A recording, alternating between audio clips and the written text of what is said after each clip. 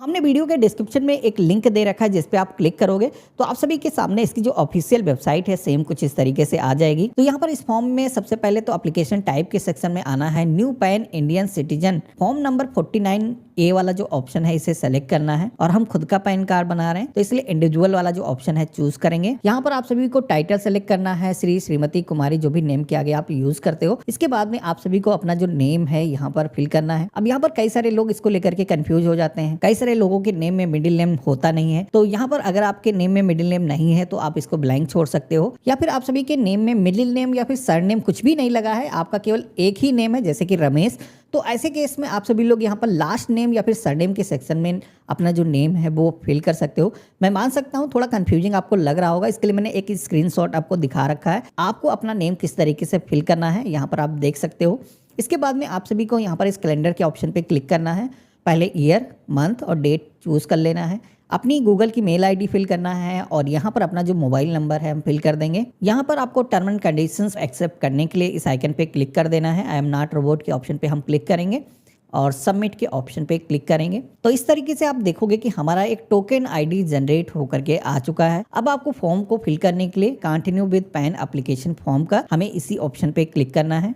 तो अब आप देखोगे कि हमारे सामने एप्लीकेशन फॉर्म आ चुका है। डिफॉल्ट तौर पर पहला जो ऑप्शन है इस पर टिक रहता है। कई सारे लोग आते हैं यहाँ पर गलतियां करते हैं जिससे कि उनका जो पैन कार्ड है उस पर अपनी जो मर्जी की फोटो है, सिग्नेचर है, नहीं लगा पाते हैं। तो आपको यहाँ पर क्या करना है, जो सेकंड ऑप्शन दिया गया है इसे सेलेक्ट करना है। इसमें आप अपनी मर्जी की फोटो, सिग्नेचर अपलोड कर पाओगे और कोई फिजिकल आपको डॉक्यूमेंट भी भेजने की जरूरत नहीं होगी। तो यहाँ पर हमने सिलेक्शन कर लिया है और यहाँ पर आप सभी को अपने आधार कार्ड के लास्ट 4 डिजिट यहाँ पर फिल करना है। इसके बाद में आप सभी के आधार पे जैसा भी नेम है यहाँ पर इस बॉक्स के अंदर कंप्लीट नेम फिल कर देना है। आपका नेम किस तरीके का पैन कार्ड पे प्रिंट आएगा यहाँ पर आपको दिखाया गया है। इसमें कुछ त्रुटि है, अगर आपने गलत फिल कर दिया तो यहाँ से आप मिलान कर सकते हो, देख सकते हो। मेल फीमेल जो भी जेंडर है यहाँ पर आप सेलेक्ट करोगे। इसके बाद में आप सभी से रजिस्ट्रेशन नंबर भी मांगा जाता है जो कि आपके लिए नहीं है। अगर कोई कंपनी या ऑर्गेनाइजेशन इसको फिल कर रहा होगा तो उसको दर्ज करना है। नीचे की तरफ आप पाओगे तो यहाँ पर पूछा जाता है क्या ऊपर जो नेम आपने दर्ज किया है इसके अलावा भी आपका कोई दूसरा नेम है, तो मेरे केस में ऐसा कुछ है नहीं। यहाँ पर हम नो के ऑप्शन पे क्लिक करेंगे। यहाँ पर पेरेंट के केस में भी पूछा जाता है कि अगर कोई सिंगल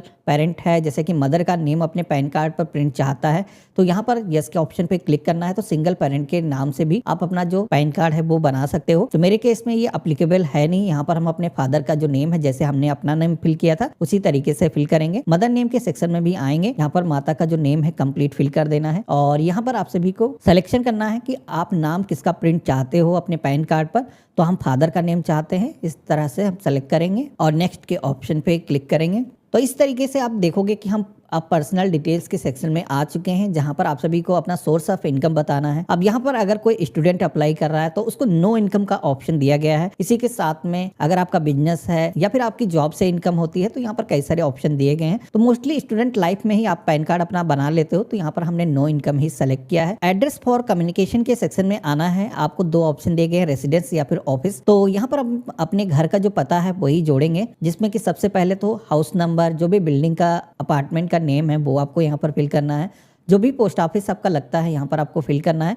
ध्यान रखना है जिस तरीके का एड्रेस आपके आईडी प्रूफ पर है कुछ उस तरीके से ही फिल करना है। सब डिवीजन के सेक्शन में आकर के अपनी जो तहसील है वो फिल करना है। डिस्ट्रिक्ट अपना दर्ज करना है। कंट्री का जो नेम है यहाँ पर सेलेक्ट करना है और अपनी एरिया का जो पिन कोड है यहाँ पर आपको फिल कर देना है। इसी तरीके से आपको ऑफिस एड्रेस अगर आपके केस में एप्लीकेबल है, आपने ऑफिस का ऑप्शन सेलेक्ट किया है तो फिल करना है, नहीं तो इसको ऐसे ही ब्लैंक आपको छोड़ देना है। पेज में नीचे की तरफ आना है। यहाँ पर कंट्री कोड के सेक्शन में इंडिया सेलेक्ट करना है। देन आपका जो मोबाइल नंबर है, ईमेल आईडी ऑटोमेटिक यहाँ पर रजिस्ट्रेशन पेज से आ चुका है।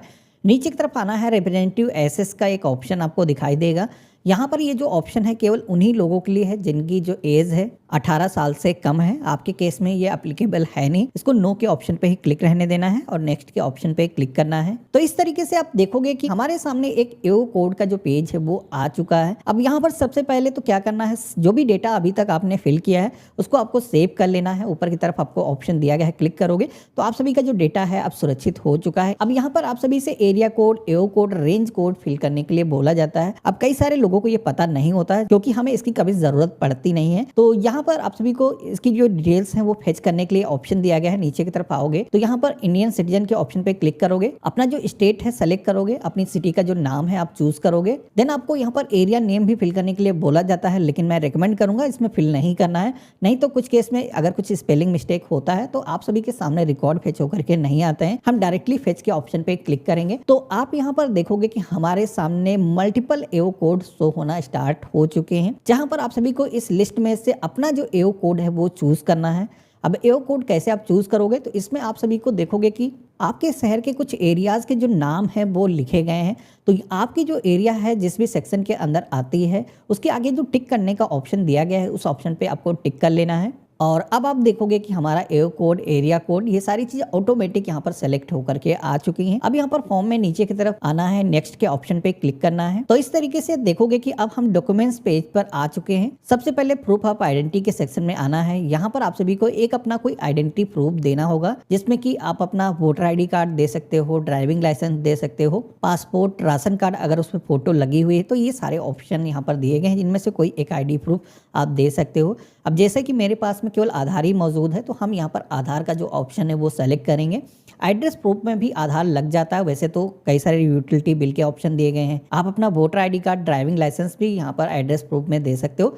मैंने यहाँ पर आधार सेलेक्ट कर दिया है। इसी के साथ में proof of date of birth के सेक्शन में आओगे तो कई सारे ऑप्शन यहाँ पर आपको देखने को मिलते हैं। जो भी आपके पास ऑप्शन अवेलेबल है यहाँ पर सिलेक्शन करना है। तो हमने तीनों ही ऑप्शन में आधार सेलेक्ट कर दिया है। अब इसके बाद में आप सभी के सामने डिक्लेरेशन का सेक्शन आता है। यहाँ पर आप सभी को हिमसेल्फ वाला जो ऑप्शन है वो सेलेक्ट करना है। आपको अपने शहर का जो नेम है इसके अंदर टाइप कर देना है। अब इसके बाद में आप सभी को यहाँ पर फोटो एंड सिग्नेचर अपलोड करने के लिए बोले जाते हैं। तो यहाँ पर पासपोर्ट साइज की आपको फोटो अपलोड करना है, जिसका जो साइज है वो 50 KB से ज्यादा नहीं होना चाहिए। इस इमेज का जो डायमेंशन है वो भी यहाँ पर आपको दिखाया गया है। अब आज की डेट में मोस्टली लोग अपने मोबाइल फ़ोन से फोटो को कैप्चर करके अपलोड करते हैं, तो कई सारे लोगों को ये परेशानी आती है कि फोटो उनकी जिस डायमेंशन में यहाँ पर मांगी जा रही है वो वैसी नहीं होती है, और मोबाइल फोन की जो फोटो है वो काफी वेटेड होती है। तो यहाँ पर आप सभी को एक टूल मैंने दे रखा है, मेरी वेबसाइट पर जाओगे, जिसके लिए आप सभी को सरकारी DNA सर्च करना है, वेबसाइट आ जाएगी।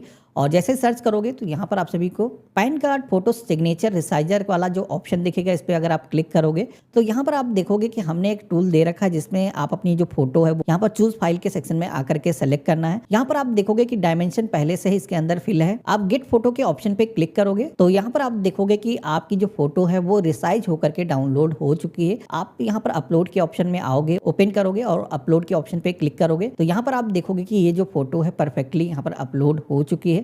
इसी तरीके से अगर आपको सिग्नेचर को रिसाइज करना है तो हमारी वेबसाइट पर जा करके सिग्नेचर को भी आप रिसाइज कर सकते हो। तो इस तरीके से आप देखोगे कि हमारी फोटो और सिग्नेचर यहाँ पर अपलोड हो चुके हैं। अब बारी आती है डॉक्यूमेंट को अपलोड करने की, जिसमें कि यहाँ पर आपको एक बार दी गई, जिस पे आप क्लिक करोगे तो जहाँ पर भी आपने डॉक्यूमेंट सेव करके रखे हैं यहाँ पर आपको सिलेक्शन करना है। ध्यान रखना है यहाँ पर डॉक्यूमेंट आपके PDF फॉर्मेट में होने चाहिए, उसका जो साइज है 300 KB होना चाहिए। और कोई भी डॉक्यूमेंट ऐसा आप दे रहे हो जैसे कि वोटर ID कार्ड, तो फ्रंट और बैक दोनों ही साइड होना चाहिए। एक चीज का आपको ध्यान रखना है कि कई सारे लोग क्या करते हैं, आधार कार्ड ऑनलाइन डाउनलोड करके अपलोड करते हैं। ऑनलाइन डाउनलोड किया हुआ अपलोड कर सकते हो, कोई इशू नहीं है, लेकिन उसमें पासवर्ड नहीं लगा होना चाहिए।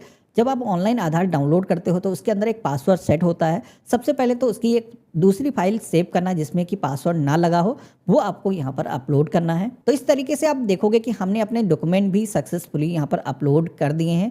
इस तरीके से आपको अपलोडेड शो होगा। बाकी यहाँ पर आपको अगर एक से ज्यादा डॉक्यूमेंट अपलोड करना है तो ऐड डॉक्यूमेंट का यहाँ पर ऑप्शन दिया गया है। कई सारी मल्टीपल रो आप ऐड कर सकते हो। अब मेरे केस में मैंने तीनों ही चीजों में आधार ही लगाया था, तो मुझे केवल आधार एक बार अपलोड करना है और यहाँ पर सबमिट के ऑप्शन पे क्लिक करना है। जैसे हमने सबमिट के ऑप्शन पे क्लिक किया है तो आप यहाँ पर देखोगे कि हमारे सामने एक समरी पेज आ चुका है, जहाँ पर सबसे पहले तो आप सभी को अपने आधार कार्ड के 8 डिजिट फर्स्ट यहाँ पर आपको एंटर करना है, और इसके बाद में इस फॉर्म के अंदर सारी चीज़ें आपको एक बार अच्छे तरीके से मिलान कर लेना है।